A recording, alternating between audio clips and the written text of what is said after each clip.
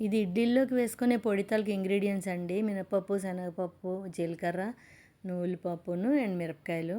ముందు దేనికి సెపరేట్గా వేయించుకోవాలి. సిమ్లో పెట్టుకొని వేయించుకోవాలండి, ఎక్కువ హైలో పెట్టకూడదు.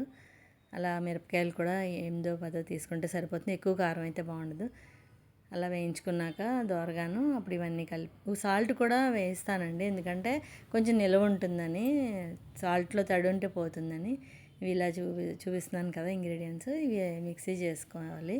గరుగ్గా చేసుకోవాలండి, ఎక్కువ మెత్తగా చేసుకుంటే మళ్ళీ గొంతుక అడుగుంటుంది ఇడ్లీ తినేటప్పుడు.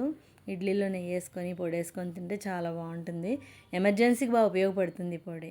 మా వారు ఇంట్లో మా అబ్బాయి పెళ్ళప్పుడు పెయింట్స్ వేయించామండి, మొత్తం అంతా గ్రిల్స్ అన్నిటికీ కూడా, ఇంట్లో గోడలకి అన్నిటి కూడాను. ఇంకా ఫ్రీగా ఉంటే అసలు నచ్చదు కదా, అందుకని వీటికి పెయింట్లు వేస్తానని నేను వద్దని మొత్తానికి ఇంకేంటంటే వెళ్ళి తెచ్చారు.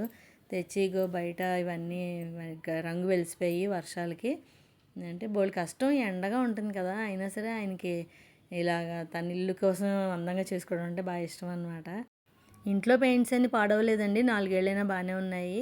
ఇగో ఈ రైలింగ్ బయట గేటే కొంచెం కొంచెం మారాయి అనమాట కలరు, దానికే పెయింట్ వేస్తూ వచ్చారు. మీలో ఎంతమంది ఇలా సెల్ఫ్గా చిన్న చిన్న పనులు చేసుకుంటారో అది కామెంట్ చేయండి.